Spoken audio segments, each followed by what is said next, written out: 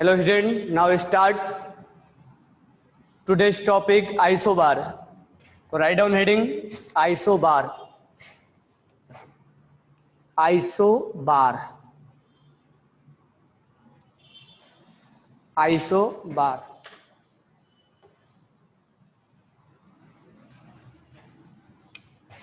Isobar. ठीक है, तो आइसोबार का डिफिनेशन क्या है? The atom of different element, write down the atom of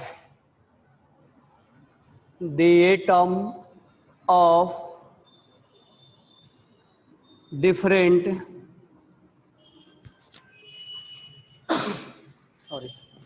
the atom of different element, the atom of different element having same mass number, having same mass number, the atom of different element having same mass number is called isobar, is called isobar.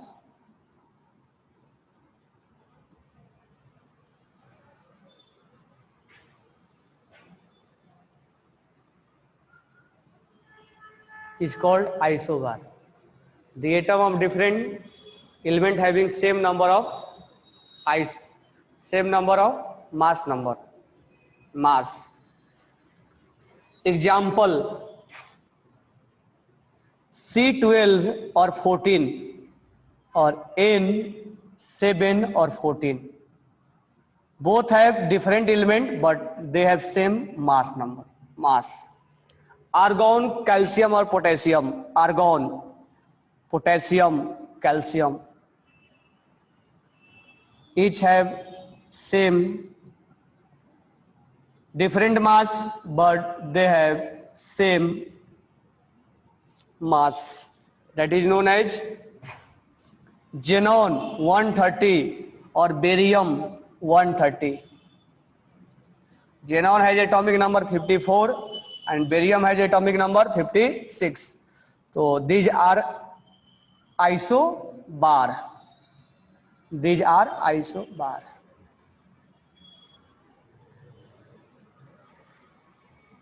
These are isobar. तो definition क्या हुआ? Definition is that the atom of different element, this one is different element, that means different atomic number, but their mass will be same. Here carbon and nitrogen mass will be same. Here argon, potassium and calcium mass will be same. Here xenon and barium has mass will be same.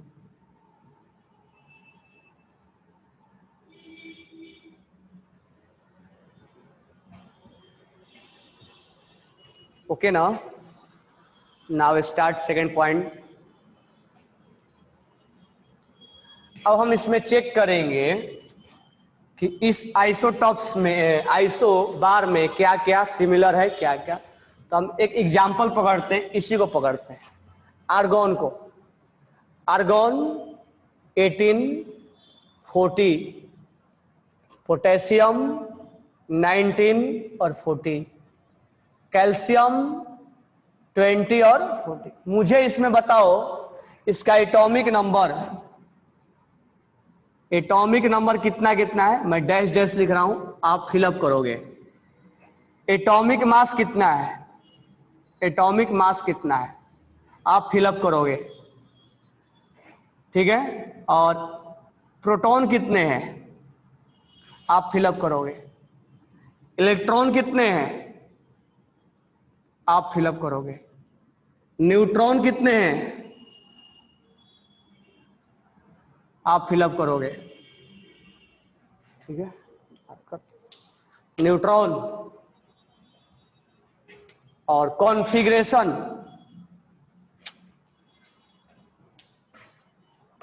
Configuration कितने क्या है वो आप fill up करोगे. Configuration क्या है आप fill up करोगे। न्यूक्लियॉन्स, न्यूक्लियॉन्स क्या है वो आप फिलअप करोगे, ठीक है।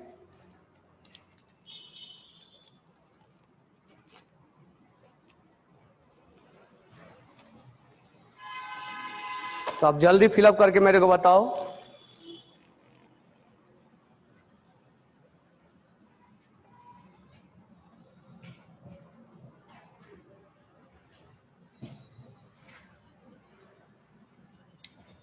फिलअप कर लिया आपने। एटॉमिक मास 40 बराबर है विनय रेमा। एटॉमिक नंबर 18 19 20 करेक्ट है। इलेक्ट्रॉन प्रोटॉन न्यूट्रॉन निकालो आप लोग। Write down electron proton and neutron.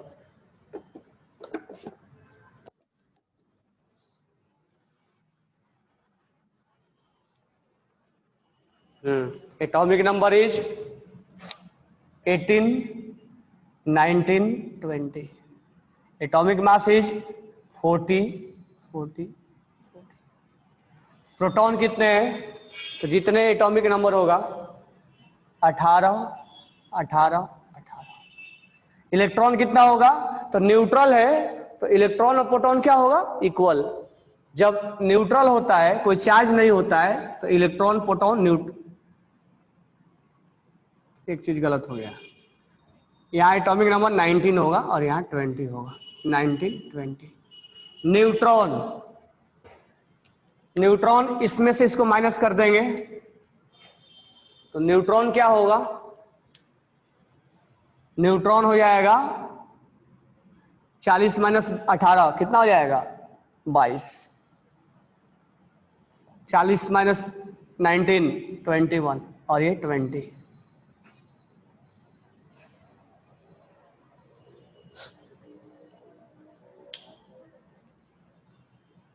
ठीक है। अब ध्यान दो, कॉन्फ़िगरेशन, कॉन्फ़िगरेशन अलग अलग होगा ना, क्योंकि कॉन्फ़िगरेशन हम किसके लिए निकालते हैं, इलेक्ट्रॉन्स के लिए। इसका कॉन्फ़िगरेशन मैं लिख दूं, ये आर्गॉन है 1s2 2s2 2p6 3s2 3p6। इसका मैं लिख दूं 1s2 2s2 2p6 3s2 3p6 4s1। इसका मैं लिख दूं, इधर मैं लिख दे रहा हूं 1s2 2s2 2p6 3s2 3p6 4s2। Nucleons, nucleons क्या है, proton plus neutron, proton plus neutron 40 40 40। ठीक है। अब कॉन्फ़िगरेशन सबका अलग अलग है ना। अब देखो हम एक आइसो बार में हम डिसाइड करेंगे कि कौन सा वैल्यू सेम है और कौन सा वैल्यू डिफरेंट है। तो इन ए आइसोबार, इन ए आइसोबार, इन ए आइसोबार, इन आइसोबार, तो मैं यहीं पर लिख दे रहा हूं आइसोबार में एटॉमिक नंबर डिफरेंट होगा। पहला एटॉमिक नंबर डिफरेंट होगा ना, क्योंकि पहला ही डिफिनेशन में लिखा हुआ था कि डिफरेंट एटम, तो एटॉमिक नंबर डिफरेंट होगा। मास क्या होगा, सेम होगा। एटॉमिक मास क्या होगा, सेम होगा। तीसरा प्रोटॉन, जब एटॉमिक नंबर ही डिफरेंट है, जब एटॉमिक नंबर ही डिफरेंट है तो प्रोटॉन भी डिफरेंट होगा। प्रोटॉन, इलेक्ट्रॉन और न्यूट्रॉन तीनों के तीनों डिफरेंट होंगे। इलेक्ट्रॉन, प्रोटॉन और न्यूट्रॉन तीनों डिफरेंट हैं। 18 समझ में आ गया ना। इसमें प्रोटॉन 18 19 20, ये नहीं कि ये डिफरेंट मत कर देना, एक मिनट ऐसे लिख लो। प्रोटॉन डिफरेंट होंगे तीनों का, प्रोटॉन डिफरेंट है। फोर्थ पॉइंट, इलेक्ट्रॉन डिफरेंट है, ये इलेक्ट्रॉन डिफरेंट है। न्यूट्रॉन, न्यूट्रॉन डिफरेंट है। 22, 21, 20। कॉन्फ़िगरेशन डिफरेंट है,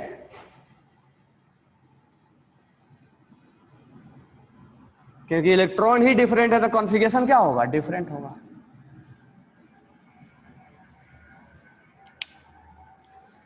न्यूक्लियॉन्स, न्यूक्लियॉन्स क्या होगा? तो न्यूक्लियॉन्स भी क्या होगा? डिफरेंट, सेम होगा। तो proton plus neutron, proton plus neutron क्या हो जाएगा? सेम।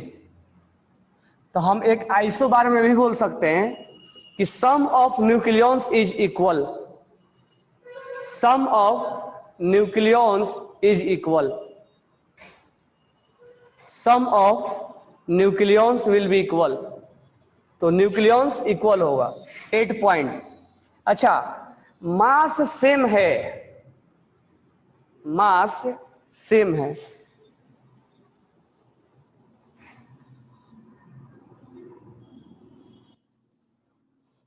तो मास सेम है तो फिजिकल प्रॉपर्टी क्या होगा? सेम। फिजिकल प्रॉपर्टीज सेम है, सेम होगा। क्यों? क्योंकि मास सेम है, because mass will be same. अच्छा, कॉन्फ़िगरेशन अलग अलग है, कॉन्फ़िगरेशन अलग अलग है तो केमिकल प्रॉपर्टीज यानी रिएक्शन करने का तरीका अलग अलग होगा। Chemical properties will be different.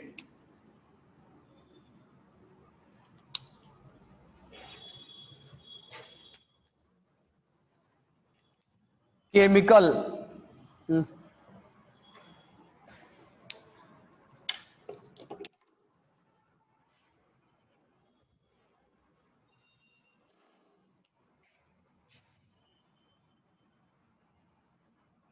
Chemical properties क्या होगा? डिफरेंट होगा।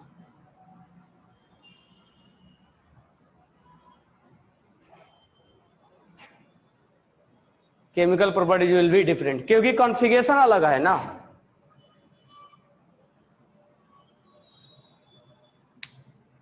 Chemical properties will be different.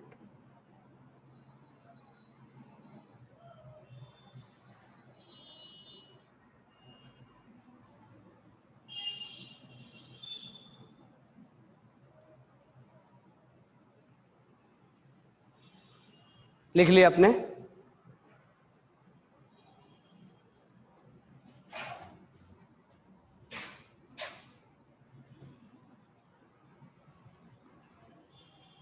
कोई डाउट?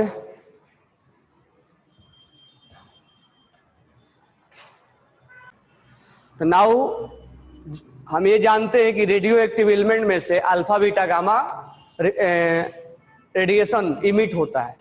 तो हम थोड़ा सा अल्फा बीटा गामा का बेसिक आइडिया लेते हैं कि अल्फा बीटा गामा होता है क्या। ठीक है, तो कोई भी रेडिएशन में पार्टिकल्स होता है, कोई भी रेडिएशन में, हम इस चीज को एटॉमिक स्ट्रक्चर में पढ़ेंगे, कोई भी रेडिएशन हो, कोई भी रेडिएशन हो उसमें पार्टिकल्स होता है। जैसे मान लो सनलाइट है, सनलाइट भी एक रेडिएशन में आएगा तो उसमें फोटोन होता है, फोटोन। ठीक है, आपका कैथोड रे है, कैथोड रे में हम पढ़ाएंगे आपको, कैथोड रे में इलेक्ट्रॉन होता है, एनोड रे में प्रोटॉन होता है। तो यहां पर हम अल्फा पार्टिकल्स के बारे में पढ़ेंगे, अल्फा पार्टिकल्स। तो अल्फा पार्टिकल्स यानी हम बोलते हैं ना अल्फा रेज निकला, तो अल्फा रेज में अल्फा पार्टिकल्स होगा। अल्फा पार्टिकल्स को हम हीलियम से रिप्रेजेंट करते हैं, हीलियम से। क्यों ऐसे रिप्रेजेंट करते हैं? क्योंकि अल्फा पार्टिकल का जो चार्ज होता है, चार्ज होता है वो 2 यूनिट होता है, और मास जो होता है अल्फा पार्टिकल का वो 4 यूनिट होता है, और उतना ही हीलियम के बराबर होता है। इसीलिए अल्फा पार्टिकल को हीलियम बोल दिया जाता है। इसलिए अल्फा पार्टिकल को हीलियम बोल दिया जाता है। अब जब ये इमिट होगा, when it emitted from a substance, कब? जब ही ये इमिट होगा किसी सब्सटेंस से जो रेडियो एक्टिव है, उससे अगर ये निकलेगा तो उसमें mass will decrease 4 times, sorry 4 unit, and charge यानी एटॉमिक नंबर, कुल मिला के एटॉमिक नंबर है, atomic number will decrease 2 unit. जैसे एग्जाम्पल, यूरेनियम का एटॉमिक नंबर होता है 92, सॉरी एटॉमिक नंबर 92 और मास हो जाएगा 238। अगर इसमें से अल्फा पार्टिकल निकला, तो atomic number will be decrease by 2 unit, 90 हो जाएगा, और मास विल बी डिक्रीज 4 यूनिट, 234 हो जाएगा। तो मुझे बताओ पीरियोडिक टेबल देख के कि एटॉमिक नंबर 90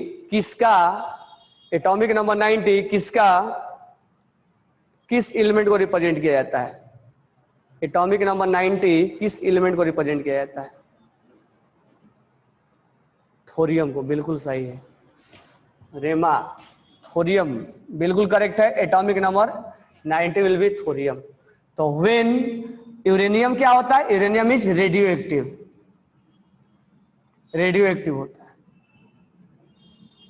इस रेडियो एक्टिव में से जब अल्फा पार्टिकल्स इमिट होता है, निकलता है, तो एटॉमिक नंबर में कितना का डिक्रीमेंट होगा? 2 यूनिट का, और मास में कितना का डिक्रीमेंट होगा? 4 यूनिट का। मास will be decrease 4 unit and atomic number will be decrease 2 unit and it become thorium. Clear हुआ?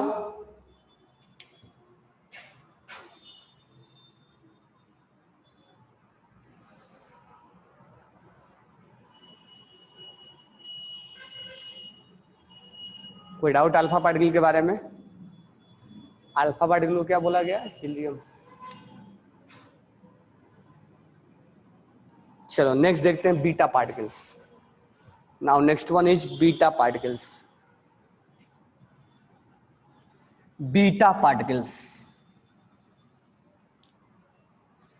Next one is beta particle. Beta particles जिसको हम रिप्रेजेंट करेंगे बीटा से। अच्छा, अल्फा पार्टिकल्स कैसे हमने किया था? अल्फा से ऐसे। This one is beta particles. Beta particles में चार्ज होता है -1 होता है और मास 0 होता है। यानी जब 0 ये निकलेगा तो इसका चार्ज जो होता है, चार्ज वो 0, चार्ज -1 होता है, -1 यूनिट होता है, यानी निगेटिव चार्ज होता है। और मास ये हम मासलेस बोलते हैं, 0 होता है, and this one is massless. Beta particle is massless. ऐसा नहीं कि मास नहीं होगा, बट बहुत कम होता है, मासलेस। अब हम ये लिखेंगे when it emit from a substance then mass will remain unchanged, remain same, and atomic number will increase not decrease. Atomic number will increase क्योंकि माइनस है ना, by 1 unit. Atomic number will be increased by 1 unit. ठीक है, तो हम यहां से एक एग्जांपल्स लेते हैं। जैसे मान लो हमने लिया यूरेनियम 92 और 238, यहां से अल्फा निकला था तो ये बना था थोरियम, 90 और 234। अगर यहां से बीटा निकले तो बीटा निकलेगा तो इसमें एक का इंक्रीमेंट हो जाएगा 91। मुझे बताओ पीरियोडिक टेबल में देख के किसका एटॉमिक नंबर 91 होता है, किसका एटॉमिक नंबर 91 होता है? पीए का होता है ना।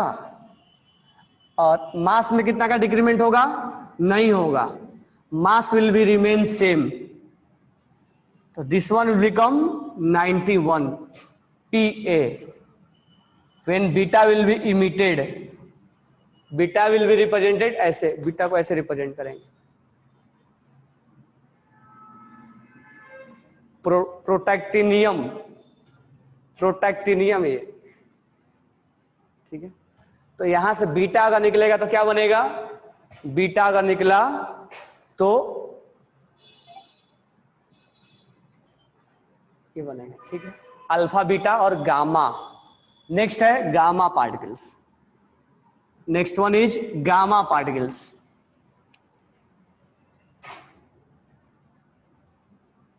गामा पार्टिकल्स कैसे रिप्रेजेंट किया जाता है? गामा ऐसे, और इस पे मास भी जीरो होगा और चार्ज भी जीरो होगा। तो चार्जलेस होता है, चार्जलेस होगा और मासलेस होगा। This one is chargeless and massless. यानी कि जब ये इफेक्ट निकलेगा तो ना तो एटॉमिक नंबर में डिक्रीज होगा ना तो एटॉमिक कुछ भी नहीं होगा, नो इफेक्ट, नो इफेक्ट, ठीक है। जब ये निकलेगा तो कोई इफेक्ट होगा नहीं। अब मुझे एक क्वेश्चन आप बताना, यूरेनियम 92 है और 238 है, इसमें से अगर अल्फा पार्टिकल निकला तो थोरियम बना 90 और 234।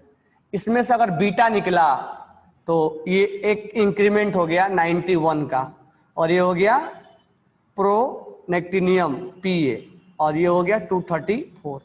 अगर फिर बीटा निकला होता तो ये फिर एक क्या हो जाता? इंक्रीज, और ये 92 हो जाता है, और ये 92 किसका होता है? यूरेनियम का, 234 हो जाता है, ठीक है। अब ये बना, this one is A, this one is B, this one is C और दिस वन इज डी। क्योंकि आपसे क्वेश्चन में ऐसे पूछेगा कि यूरेनियम में से अल्फा निकल गया ये बना, बीटा निकल गया ये बना, फिर बीटा निकला ये बना, फिर आपसे पूछेगा relation between, relation between, relation between किसमें किसमें? आपसे पहला पूछेगा ए एंड डी में, ठीक है, ए एंड डी में। आपसे फिर पूछेगा बी एंड सी में, बी एंड सी में क्या रिलेशन होगा, ठीक है। फिर पूछेगा बी और डी में, बी एंड डी में, तो आप मेरे को बताओगे क्या रिलेशन आएगा, ओके। तो A and D are iso, atomic number same और atomic mass will be different, isotopes, isotopes. B and C atomic number will be different but mass will be same, isobar, isobar. B and D mass same, isobar.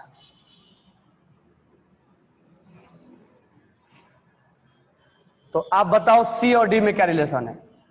C and D में what is relation between C and D? C and D will be isobar. तो इस तरह से आपसे question पूछेगा। ये मैं लिख के दिया हूं, आपको अल्फा बीटा गामा जब निकलना होगा तो यहां ए बी सी खुद लिखना पड़ेगा, और लिखने के बाद आपसे रिलेशन नीचे पूछेगा। ये सबको समझ में आया?